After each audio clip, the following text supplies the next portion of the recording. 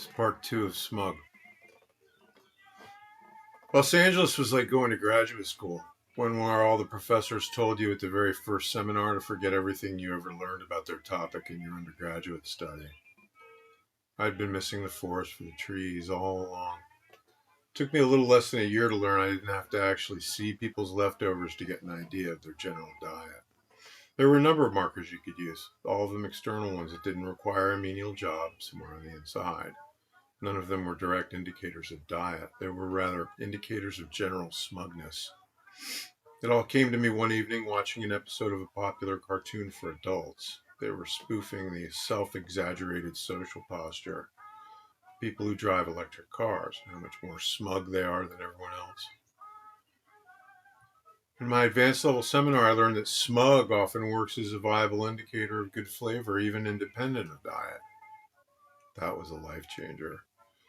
I was taught that vital lesson by a flamboyant, middle-aged homosexual architect named Fred, who was independently wealthy and lived by himself in a house at Silver Lake that was designed by the famous mid-century modernist architect from Austria named Richard Neutra.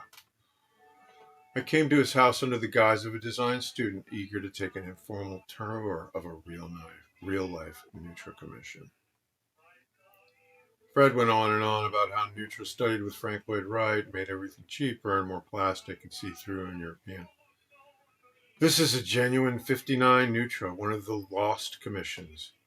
With a built-in desk and a hat rack he added to chagrin his client for complaining about a lack of storage space. Isn't it delicious? They don't make them like that anymore, and if you have to ask what they're worth, you simply couldn't afford to buy one, not in a gazillion years. He couldn't shut up about mid-century modern LA and desert modernism, how it was a new way of envisioning space. He really enjoyed saying things like envisioning space, international school diaspora, the vernacular of the Bauhaus, lost Neutra. He'd inflate like a tropical lizard in a mating display every time he uttered something clever or used a nifty turn of phrase. He said vernacular a lot. You could tell it was his favorite word. He was so smug I wanted to kill him. I did, in fact, and then I ate him. Washed him down with a six-pack of ice-cold Lonebrow. That old Queen Fred was among the three most smug people I've ever met in my life, and possibly the best single meal I've ever eaten, bar none. Except for the texture. Stringy, especially in the calves and throughout his arms. The flavor of the meat, though, was to die for. I even smoked his ribs on a little Weber smoker he had out by the pool. In the short time I knew him while he was still alive, he said it chagrined him no end to own that grill. Said he kept it because it was a gift from his estranged son, but it was the only thing in the whole place that wasn't period. Apparently there was a whole school of these new European design guys back in the day, all building these little glass cubes with bright colored doors and corrugated cantilevered aluminum rows. And old Queen Fred had a library worth of books about him. I read some of them while I enjoyed his smoked ribs out on the patio. I rubbed those in jerk powder and slathered them in a special Filipino barbecue sauce I make using ketchup, pineapple juice, vinegar, lime, and brown sugar. They were some of the best ribs I've ever had. But how, you might wonder. Fred was assuredly not a champagne and foie gras kind of queer. No truffles in his pantry either, not even truffle-infused cooking oil. He ate Campbell's soup from a can and peanut butter. How on earth could that translate into delectable cuisine, you might ask? In a word, smug. That was all I could come up with. To say he was exceedingly pleased with himself would have been an understatement. This was a man you could easily imagine farting into his own cupped hands and holding them to his face. Or slipping a disc trying to suck his own dick. He graduated from UC Berkeley in the 70s. In fact, he was careful to mention every 5 minutes or so, just in case you forgot. Simply attending an Ivy League college wasn't enough. You couldn't just graduate from Berkeley. You had to mention it incessantly. He even found ways to deftly massage the information into otherwise unrelated narratives. Ever know the type? Of course you have. Ever eat one? You should try it sometime. Remember, the sauce is in the smug. As luck would have it, I was able to learn about Fred that he had no living relatives other than an estranged son who was presumed dead after a catastrophic expedition up K2 back in '85.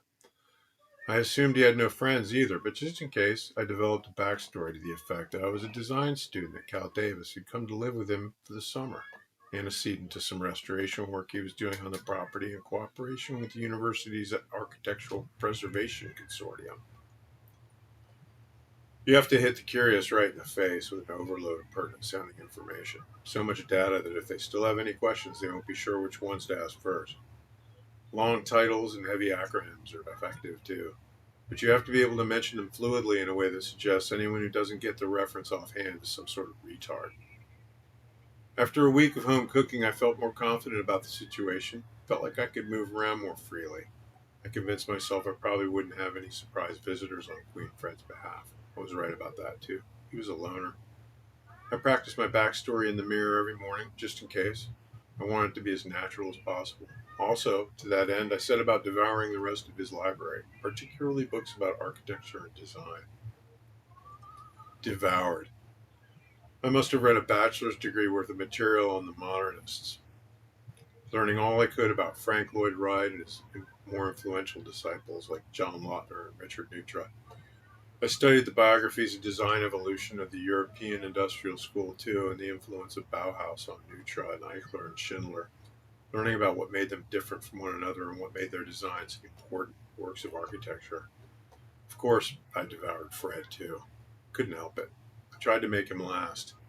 I even started to prepare seasonings for jerky, which I had made only once before with any success, but wound up using them as a rub instead and cooking the steaks right on the grill.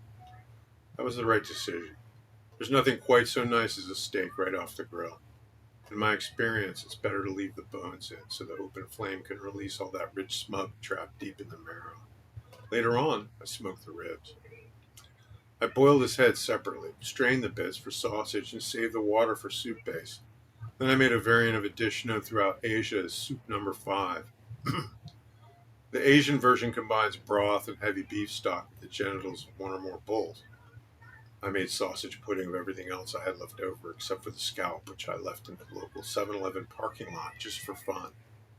Here at Happy Acres Culinary Institute of Architectural Design, we use every part of every queer architect we harvest, the old way. A built-in waste chute connected the kitchen counter to an externally accessible garbage bin, so Neutra. But it was far too small to be of much use. I amused myself imagining what sort of built-ins Neutra might have included in a kitchen built for a cannibal connoisseur. Using Fred's house as a base, I branched out into the greater LA metro as an architectural restoration consultant. I even used Fred's name as a reference, editing my backstory to say I agreed to oversee the restoration of his house in Silver Lake while he made an extended tour of Europe and the Mideast. And then I expected him to be out of reach for some time. I attended social gatherings that I learned about in the newspapers, and in local newsletters that came through the mail slot. I plugged into all the well-worn outlets, and I shook all the well-shaken hands. Not to acquire a network so much as to learn the subtler rhythms of its idiom. I wanted to sound just like them, and to say exactly the right thing at exactly the right time. In time, I did just that, making micro-adjustments to my story all the while to make it even more airtight and indubitable.